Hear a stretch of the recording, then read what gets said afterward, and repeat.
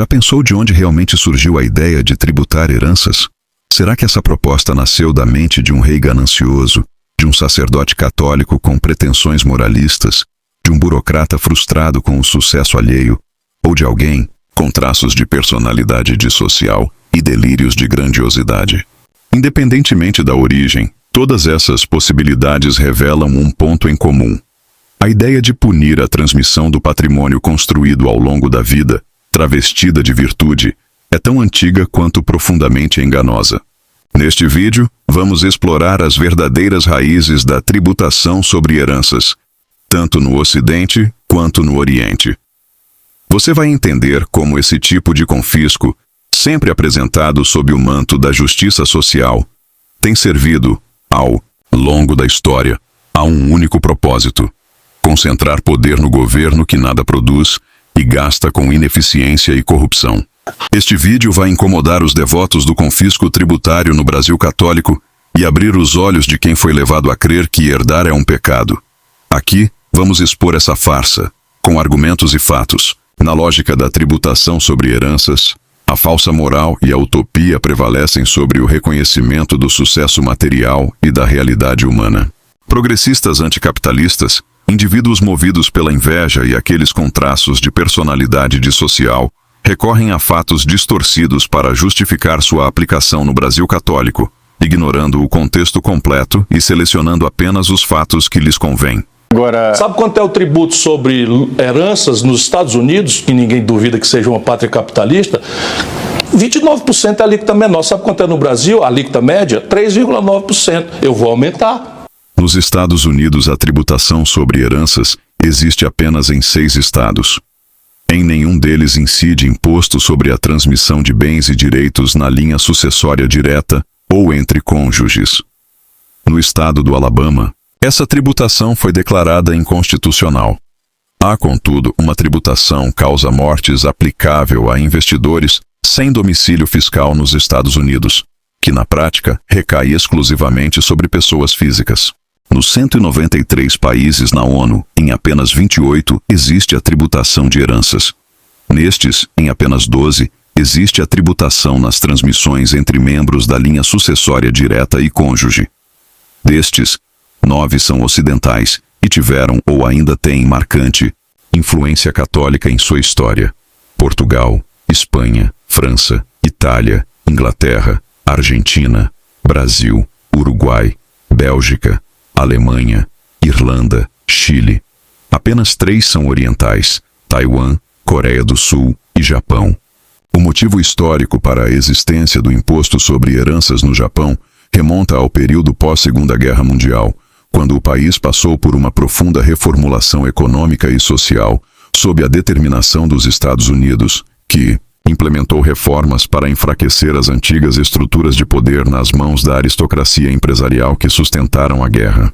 Nesse contexto, a tributação de herança foi instituída como um instrumento para desfazer a riqueza nas mãos dos poderosos conglomerados familiares que controlavam a economia japonesa. A tributação de heranças tornou-se uma ferramenta estrutural para impedir a reconstrução da estrutura econômica dominante na guerra. A tributação de heranças no Japão, nos dias atuais, pode ser explicada tanto pela inércia diante de seu simbolismo histórico, quanto pela aceitação, por parte da sociedade japonesa, da concentração de poder nas mãos do Estado, onde a corrupção é praticamente inexistente. Em 1895, Taiwan foi cedida pelo Império Chinês ao Japão após a Primeira Guerra Sino-Japonesa, por meio do Tratado de Shimonoseki. Taiwan passou a ser uma colônia japonesa, sob domínio do Japão por 50 anos, de 1895 a 1945.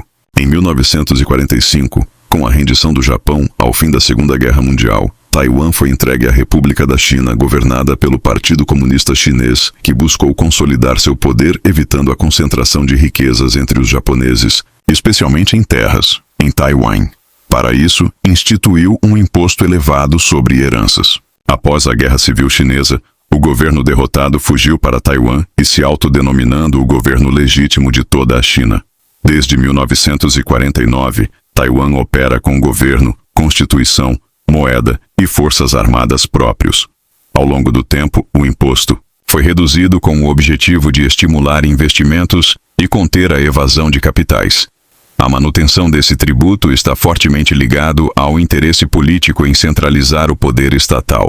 O imposto sobre heranças na Coreia do Sul tem origem histórica nas reformas econômicas e sociais implementadas após a Segunda Guerra Mundial e a Guerra da Coreia, que decorreu de 1950 a 1953. Após a libertação do domínio japonês em 1945, a Coreia do Sul passou por uma série de reformas que também objetivaram destruir a riqueza, especialmente em terras, que pertenciam aos colaboradores do regime colonial japonês, por meio da tributação de heranças.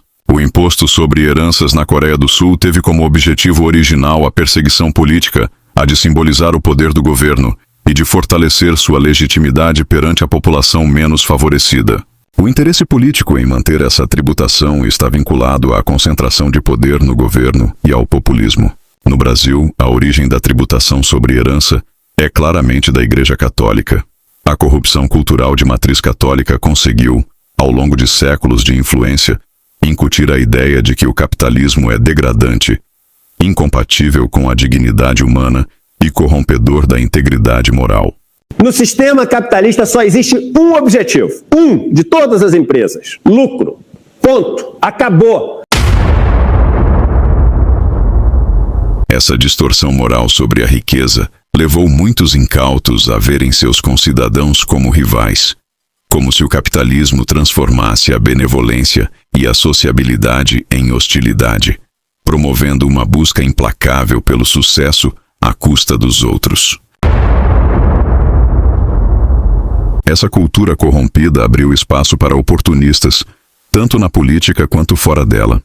No Brasil de raízes católicas, é mais fácil conquistar eleitores e audiência atacando os ricos, fazendo com que os ingênuos deixem de ver seus semelhantes como parceiros de troca e passem a enxergá-los como inimigos vorazes, ao mesmo tempo em que se agregam, em torno dessa ideia, os invejosos e os psicopatas sociais.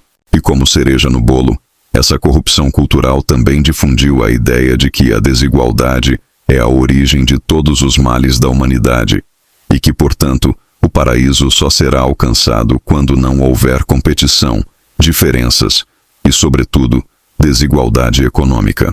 Em Mateus, capítulo 20, versículos 1 ao 16, Jesus prega que todos são tratados igualmente no reino dos céus, como num trabalho onde todos os trabalhadores recebem a mesma quantia diária, independente de quantas horas cada um trabalhou naquele dia. O imposto sobre heranças no Ocidente, especialmente no Brasil, é talvez o exemplo mais evidente e mais grave da influência da corrupção cultural católica sobre a tributação. Sua origem remonta ao medievo, quando a Igreja buscava garantir poder e recursos, travestindo interesses políticos de princípios morais. Para nós, o comunismo nasce com a Revolução Russa. Não, ele nasce muito antes. Ele nasce antes de Marx até.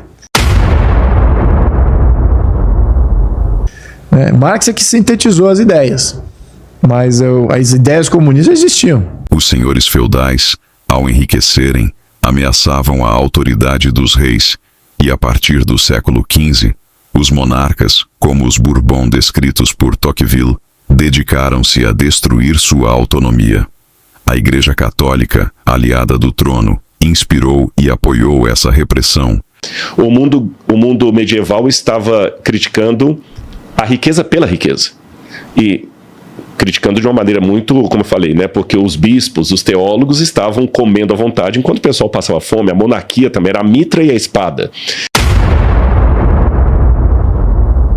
Ludwig von Mises, um ícone da escola austríaca de economia, apontou em sua obra literária de título Ação Humana que a função primordial da tributação de heranças nunca foi arrecadatória, nem social, mas sim política. No Brasil católico de hoje, ainda persiste a velha estratégia medieval: enfraquecer a riqueza privada para fortalecer o domínio estatal. Essa tática, herdada dos tempos em que a Igreja buscava controlar tudo sob pretextos morais, é hoje habilmente explorada pelos autoproclamados progressistas, os mais astutos beneficiários da corrupção cultural católica. É nesse terreno fértil de culpa e desinformação que eles sustentam seu poder, manipulando com facilidade a ampla maioria incauta do Brasil católico. Quando o Marquês de Pombal confiscou os bens dos jesuítas, só numa fazenda do Marajó eles tinham 134 mil cabeças de gado. Os jesuítas tinham fazenda do Marajó até Tabatinga. Os franciscanos ou os mercedários tinham mais 30 mil cabeças. As pessoas que demonizam o dinheiro podem ser classificadas geralmente em dois grupos. Aqueles que não conseguiram ir para lado nenhum. Então, quando o macaco não pode comer a banana, ele fala que ela está podre. E o segundo grupo, que também se beneficia com esse discurso, é aquele que a pobreza é uma virtude para o outro. Diferentes vozes críticas asseguram que a igreja acumula em ouro o maior tesouro do mundo.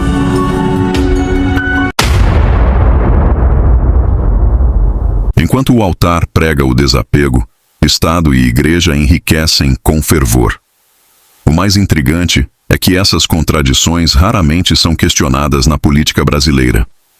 O legado da culpa cristã pela riqueza, somado às superstições da salvação e do paraíso, faz com que muitos aceitem passivamente serem punidos pela tributação, como se pagar mais impostos fosse uma forma moderna de penitência. A teologia da pobreza é o verniz espiritual da mediocridade institucionalizada. O que nós estamos fazendo é apenas uma reparação. Vivemos em um país anestesiado por dogmas sociais católicos que se disfarçam de justiça fiscal, operando como verdadeiros mecanismos de confisco. Tudo em nome do combate às desigualdades. Enquanto isso, o povo, hipnotizado pelo sono dogmático católico, segue acreditando em slogans como mantras, tais como justiça social, imposto solidário, ricos devem pagar mais, sem perceber que por trás dessas palavras há apenas falácias, sofismas e o velho vício de punir quem produz. No Brasil católico, muitos repetem os mantras da corrupção cultural contra a riqueza sem perceber o custo dessa tolice. O Estado cresce sobre o sacrifício do esforço individual, enquanto a liberdade econômica é substituída por servidão, moral disfarçada de virtude. A ignorância se tornou estratégia de poder para uma administração pública erguida sobre os escombros de dogmas medievais, onde a fé moral vale mais que a prova empírica. Os resultados que tem, empíricos, vão na contramão do que esse grupo de pessoas acha que funciona. A corrupção moral católica substituiu o mérito individual por burocracias, privilégios e castas estatais. No lugar da competência, instalou-se um sistema público onde agentes políticos podem agir como nobres de um feudo decadente, protegidos e intocáveis. E faço apenas um registro, não passará despercebido, de que a novo departamento STF Fashion, nós lançamos uma gravata do Supremo Tribunal Federal que todos estamos utilizando, e para as mulheres um lenço belíssimo, como está com a ministra Carmen Lúcia. Hello, darkness, my old friend. E que, se permitirem, aí modéstia ficou muito bonitinho. I've come to talk with you again. No Brasil, os discursos anticapitalistas, quase sempre proferidos por justiceiros sociais, conscientes ou inconscientemente católicos, tratam a desigualdade econômica como injustiça, ocultando que os ricos existem, apesar da política econômica e tributária católica, e não por causa dela. Estou dizendo aqui, por isso que a banqueirada quer ver o Satanás na presidência da República e não quer me ver lá. No Brasil de tradição católica, frases de efeito contra a riqueza são usadas como armas ideológicas, não só contra o capital, mas contra a lógica, a ciência e a economia baseada em evidências. Essas narrativas são meticulosamente construídas para legitimar o controle estatal abusivo e alimentar o sonho totalitário de governar a vida alheia. Qualquer crítica contrária à corrupção cultural católica contra a riqueza, profundamente enraizada, é prontamente rotulada como egoísmo burguês, silenciando o debate sob o disfarce da virtude. A obsessão por poder é tão grande que seus defensores ignoram os danos de suas próprias propostas, encontrando apoio na ampla maioria incauta que santifica a dependência. senso de grandeza. Eles acham que são acima da média e acreditam que as outras pessoas têm que ser meio que escravas da grandeza dela. São pessoas que não têm solidariedade e usam as outras pessoas. Mentem de sucessos ilimitados, têm uma fala de grandiosidade, que tem uma dificuldade total de empatia pelos outros, só falam de si mesmo, das próprias realizações. Os defensores de absurdos tributários progressistas colocam seus próprios interesses acima da ciência econômica. Sabem que grande parte da população, condicionada culturalmente a desconfiar da riqueza, não percebe a manipulação nem cogita que os paladinos da justiça social possam ter objetivos ocultos contrários aos discursos que pregam, entregando o seu destino com facilidade a charlatães cujos discursos ecoam a corrupção cultural contra a riqueza enraizada no catolicismo, que criou uma mentalidade resistente à liberdade econômica e à responsabilidade individual. A visão moralista que trata a riqueza com suspeição e pecado e a pobreza como fruto exclusivo da exploração contaminou a ética de todo o Brasil, distorcendo a compreensão da realidade econômica e perpetuando uma cultura de culpa e ressentimento em vez de responsabilidade e progresso. Primeiro você pega um modelo, vamos usar aqui, eu vou falar de modelo inconsciente, né? O inconsciente coletivo brasileiro e o americano. Americano é o quê? Valores, protagonismo, independência, ganhar dinheiro é bom. No Brasil, se você tem sucesso é um crime. Né? O cara é humilde, o cara não é humilde.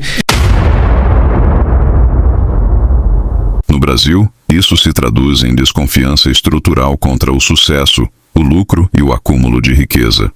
A ideia do sacrifício redentor, a exaltação da pobreza como santidade, criou uma cultura onde herança virou sinônimo de injustiça. Isso não está restrito ao Brasil. A França, a Espanha, a Itália e Portugal também compartilham, alguns mais, outros menos, dessa herança cultural católica corrompida. A tributação punitiva sobre heranças é apenas uma de suas manifestações. Porque o perfil tributário do Brasil, o Brasil é um reflexo piorado ainda do que é o modelo europeu. Punem o consumidor. A mobilidade social, enriquecer na Europa é dificílimo. É uma classe média estagnada há décadas. Todo um perfil de decadência. Esse perfil de decadência, típico dos países da Europa católica e também presente no Brasil, tem origem na distorção promovida pela moral religiosa católica, que transformou a riqueza em pecado e a pobreza em consequência de exploração. Essa visão contaminada comprometeu a ética social, inverteu valores fundamentais, sustentando políticas que punem o mérito sob o disfarce de virtude.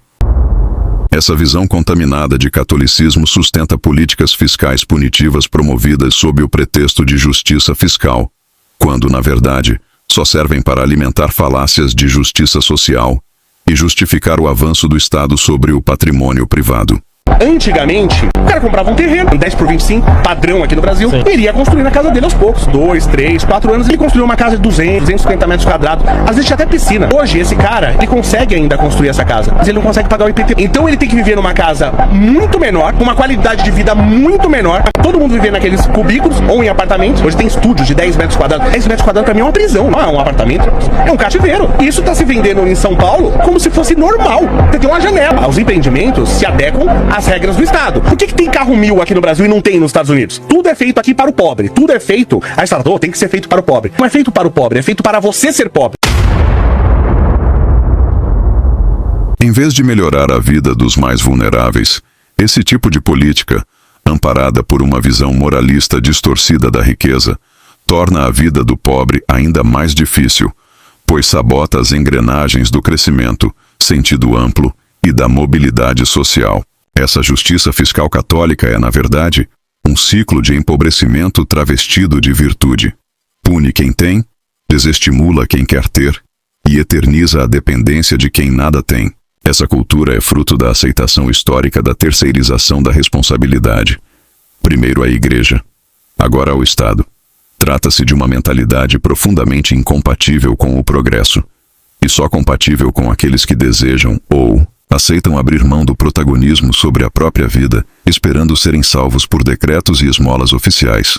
O brasileiro, preso na teia dessa cultura católica corrompida de valores invertidos, que justifica o errado contra o certo, a fraqueza contra a força, ainda não se deu conta de que seu destino continua sendo determinado, sobretudo por suas escolhas, circunstâncias, interesses, oportunidades, sortes e azares, e não por um plano de salvação alheio, estatal ou divino. A mentalidade que apoia com entusiasmo discursos contra a riqueza não percebe que destruir a riqueza alheia é, na prática, destruir as próprias possibilidades de progresso, liberdade e mobilidade social.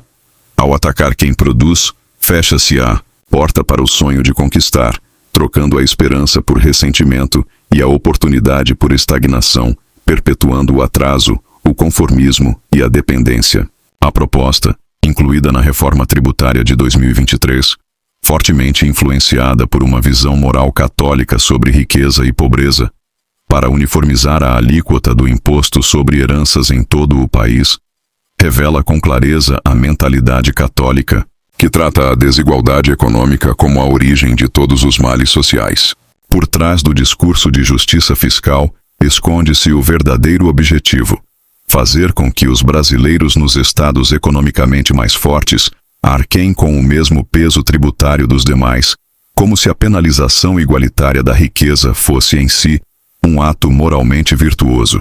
O resultado é um sistema fiscal que abandona a proteção ao esforço individual, ao mérito e ao legado familiar, para sustentar uma retórica igualitarista que, na prática, trata-se de uma injustiça disfarçada que nivela por baixo, restringe a mobilidade social, desencoraja a acumulação de patrimônio, pune quem constrói, perpetua a dependência e sacrifica o futuro individual e do país em nome de uma moral utópica herdada de um passado distante. No Brasil católico, a pobreza e a fome tornaram-se desculpas para atacar a riqueza. A consequência lógica do apoio a esse ardil político é a miséria crescente, exceto para quem governa.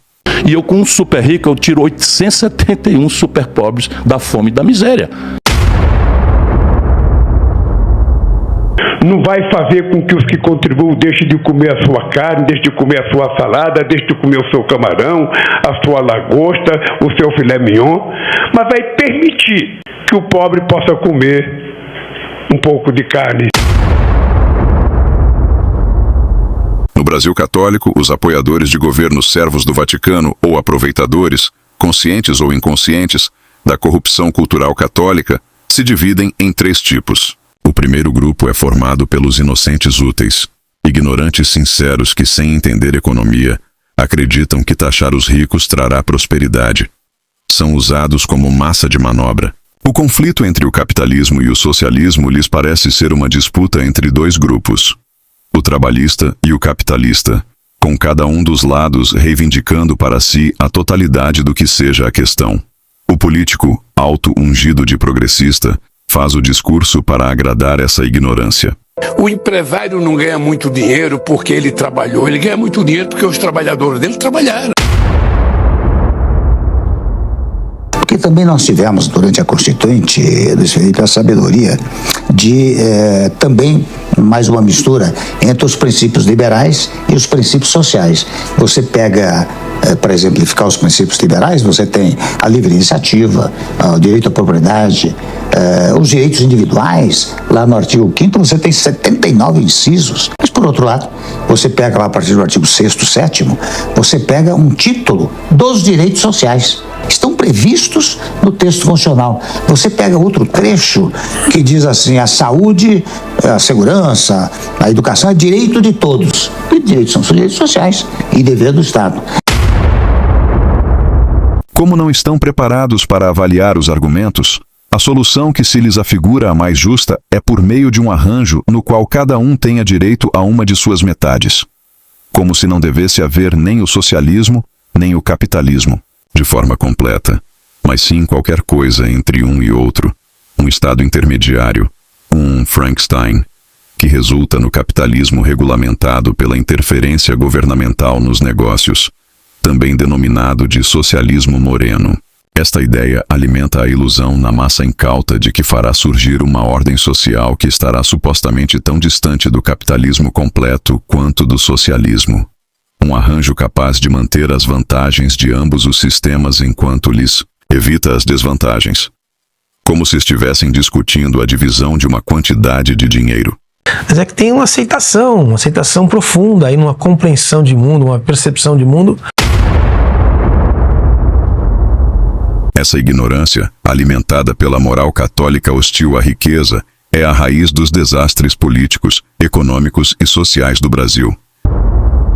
A Constituição brasileira, desde sua origem, foi profundamente contaminada por valores do populismo socialista de inspiração católica, sob o disfarce de garantias sociais e de um suposto equilíbrio entre justiça e progresso. Ela consolidou uma mentalidade de repulsa ao mérito individual, tratando a desigualdade como injustiça em si mesma. Inspirada na moral católica da compaixão estatal forçada, a Carta Magna buscou estabelecer um caminho do meio entre o socialismo e o liberalismo, uma via híbrida e utópica que, na prática, negou as bases do mérito, da responsabilidade pessoal e da liberdade econômica. O resultado é um país onde a Constituição garante direitos sem exigir deveres proporcionais, e onde a prosperidade individual é vista com suspeita, enquanto o assistencialismo estatal é romantizado como virtude pública. A corrupção cultural sufoca qualquer oposição ao intervencionismo estatal e torna sem efeito quem tem coragem de dizer o óbvio. Só o capitalismo, com respeito ao mérito individual e igualdade perante a lei também na tributação, beneficia de fato toda a sociedade. Existem algumas questões de anatomia mesmo. Tem mãos que elas são mais propícias para um determinado repertório, tem mãos que são mais propícias para outro. Significa que a mão B não consegue tocar o repertório da mão A? Não significa, só que ela vai ter um pouco mais de dificuldade, é isso que você está falando. Você precisa estudar com mais assiduidade, com mais frequência e com mais empenho. O segundo grupo é composto pelos invejosos. Estes não querem crescer, mas impedir que outros cresçam. Seu combustível não é justiça, é rancor. Os músicos, eles são muito invejosos. Os ruins, tá? Músico bom, ele tem uma coisa chamada luz. Ele não tá nem aí. O ego, ele é perigoso. O ego, ele pode prejudicar muito você a se desenvolver, né? Porque é o que nem você está falando. A questão da humildade, ela é muito importante para você conseguir perceber que tem um caminho a se trilhar, que você precisa correr atrás das coisas. Invejar o que o outro conseguiu alcançar, ao invés de você lutar para conseguir o que você quer, é o primeiro caminho para você se perder completamente. A maioria não enxerga e não questiona. Esses ressentidos com o capitalismo querem vingança. Sonham com um Estado que controle tudo e todos, não para criar justiça, mas para destruir os que prosperam. O terceiro grupo é o mais perigoso, são os dissociais. Gente fria, cínica, que sabe exatamente o mal que promove, mas que lucra com o caos e se alimenta da desgraça alheia. São os que fazem da destruição um método de dominação. São como aqueles que preferem perder um olho apenas para ver o outro perder os dois. Tributar herança é apenas o sintoma de uma cultura envenenada pela culpa e pela inveja, doutrinada para ver o sucesso com desconfiança e a submissão como virtude. Uma cultura que, se não for questionada, continuará condenando gerações a repetir os mesmos erros, em nome de uma falsa justiça inspirada na filosofia social da Igreja Católica. Intelectuais arrogantes fazem discursos sofisticados, sem perceber que são vítimas da verdadeira raiz do atraso brasileiro, que é a corrupção cultural, há séculos promovida pela Igreja Católica contra o mérito individual, a liberdade e a riqueza. Gente ingênua que pensa que o Brasil é atrasado porque é novo. O Brasil é 100 anos mais velho que os Estados Unidos. Então não é porque é novo. A gente que pensa ou pensava no passado que o Brasil é atrasado porque tinha muito negro, muito mulato, muito índio. Não é verdade? Nenhum cientista diria isso hoje. Então o que a ciência nos coloca hoje é o seguinte: se não é o clima, se não é a raça, se não é a origem portuguesa, a causa do atraso em que nós estamos, qual é a causa? A causa somos nós, os bonitos. A causa somos nós, os educados, os ricos, que... A maioria da população, em todos os níveis, ignora essa relação de causa e consequência. Muitos não estão dispostos a compreender ou aceitar que a origem profunda dos problemas políticos, econômicos e sociais, como a centralização do poder, o culto à estatização, à burocratização e à intervenção governamental abusiva, são consequências diretas da corrupção cultural católica. Saudações. Sou Georg Wilhelm Friedrich Hegel. Acredito que a realidade não é fixa nem eterna, ela está em constante transformação. Tudo evolui por meio do confronto de ideias, num processo que chamo de dialética, tese, antítese e síntese. Ao contrário do que Kant propõe, não acredito em verdades universais e imutáveis. O que chamamos de verdade, moral ou liberdade muda com o tempo, com a cultura e com a história. A razão não é algo fechado em si, mas algo que se desenvolve no mundo real. Para mim, a liberdade verdadeira só existe quando o indivíduo está integrado a uma sociedade racional, expressa no Estado. A moral não vem de regras abstratas, mas da vida concreta dos povos. A realidade é concreta, vivida, cheia de contradições. A verdade não surge do nada. Ela se desenvolve com o tempo, com os conflitos e as transformações da sociedade. O que consideramos verdadeiro hoje é fruto de séculos de aprendizado coletivo. Um exemplo claro é o que já foi considerado moralmente aceitável, como a escravidão. Em sua época, muitos viam aquilo como natural, mas a história mostrou o contrário. A verdade não se perde por evoluir. Ela se fortalece. A perda do senso crítico, que representa uma grave ameaça à civilização e ao desenvolvimento de um país, fez o Brasil católico tornar-se um terreno fértil para charlatães seduzirem o povo com discursos moldados pela filosofia social medieval da Igreja Católica. O único gargalo que o país tem, e é o único mesmo, é a nossa organização política. A gente não fez uma avaliação de Estado. Nunca fizemos. Paramos para pensar e falar que tipo de Estado nós queremos. Por isso que eu tenho sempre levantado essa questão. Precisamos de uma nova Constituição. Quem define o Estado é a Constituição. Não é a política pública. Não é você eleger um presidente e ele fez lá um projeto de lei. Isso é nada. O Estado brasileiro foi construído e continua dirigido pela mão invisível da corrupção cultural católica que está enraizada no inconsciente coletivo da ampla maioria no Brasil católico. Aqui bandido tem toda a sorte de oportunidade de se tornar um grande criminoso, do PCC, do Comando Vermelho, porque ele tem toda a sorte de complacência das instituições, do Judiciário, do STF. Então o cara vira grande criminoso. O problema do Brasil não é o crime organizado, é a facilitação do judiciário e da própria mídia, da cultura, do progressista. Eles acham que a exclusão social é determinante para o crime. Tá? Essa é a mentalidade. Eles acham esquerdista. Ou eles defendem isso? Mas acham e defendem. Então eles acham que acreditam. o criminoso ele tem que ser tratado com complacência para ser recuperado. Diante disso, a única medida possível é promover o contraditório ao radicalismo político de viés católico, que é a arma de manipulação da política socialista brasileira.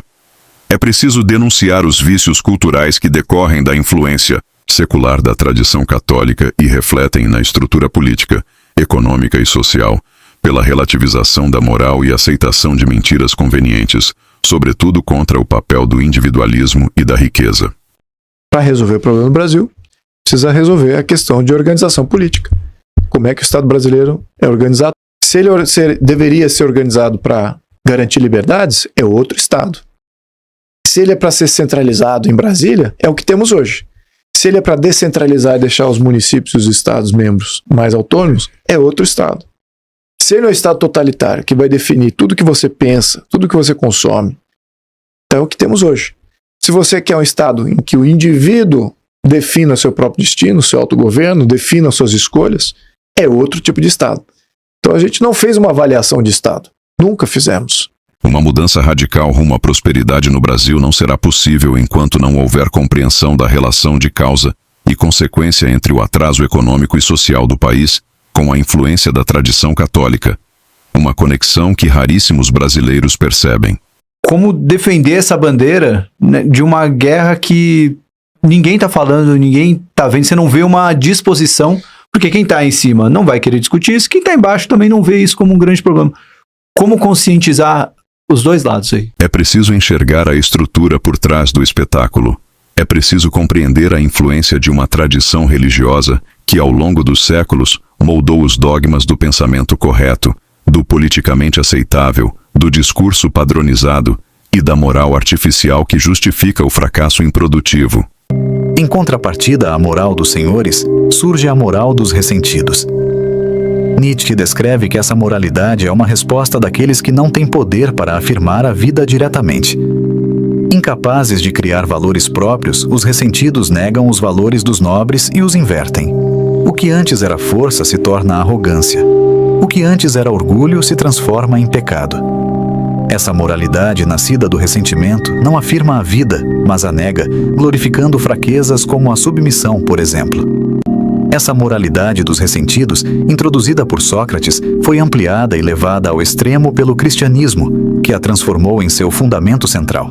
Essa tradição moral ajudou a transformar o Brasil em uma fábrica de derrotados, improdutivos para a sociedade, mas viciados em distrações inúteis, exatamente a maioria dos que decidem, nas urnas, o rumo da nação. Os engenheiros do pensamento católico, que se autoproclamam intérpretes da verdade universal, alimentam a mente coletivista com dogmas travestidos de virtude. Mas a tal catedral da verdade não passa de um bordel ideológico, onde se prostituem os valores mais essenciais. A verdade é trocada por militância, o mérito por vitimismo, a ciência por superstição. O nosso país foi tomado por uma minoria sem escrúpulos e a gente vive uma total inversão de valores. O conteúdo deste canal é um alerta contra a engenharia social maquiavélica derivada da corrupção cultural católica, que sequestrou o mérito individual e contaminou o debate público com slogans vazios, especialmente contra o mérito e a riqueza. Por essa via, a religião do ressentimento se espalha, conduzida por suas eminências pardas, que disfarçam censura de inclusão, inversão de valores de compaixão, destruição da identidade de amor ao próximo. Tudo isso sob a fumaça piedosa do amar ao próximo como a si mesmo e do perdão incondicional, sempre, é claro, em nome do tal bem maior comum. Os políticos que se auto-ungem como progressistas são, no fundo, representantes e exploradores, conscientes ou não, dessa corrupção cultural.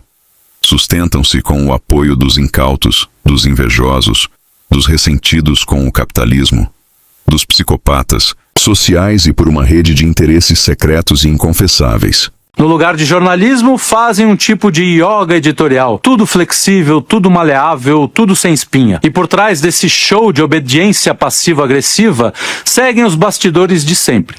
Colunistas que chamam juízes de meu querido, âncoras que saem para jantar com ministros e repórteres que entregam perguntas previamente combinadas para não desestabilizar a governabilidade. É um jornalismo que não informa, só arruma justificativas para seus padrinhos. Sua linha editorial é frouxa, servil, decorativa, o oposto do que a imprensa deveria ser. Expor questões ocultas no aparente para fazer os brasileiros despertarem do sono dogmático socialista católico é fundamental para provocar reflexões e inspirar mudanças positivas. Superar esses desafios e alcançar um futuro justo e próspero requer afastamento da influência da moral hipócrita da religião política do Vaticano e da sua filosofia social medieval hipócrita. Se você chegou até este canal e ainda viu todo o vídeo, você não é um alienado. Busca saber mais e melhor, e merece muito reconhecimento e respeito, e poderá até colaborar, inscrevendo-se no canal, deixando o seu like para incentivar outros a conhecerem o conteúdo do canal, e compartilhando este vídeo com seus contatos para ajudar a difundir este conhecimento. Não deixe de ver outros vídeos deste canal.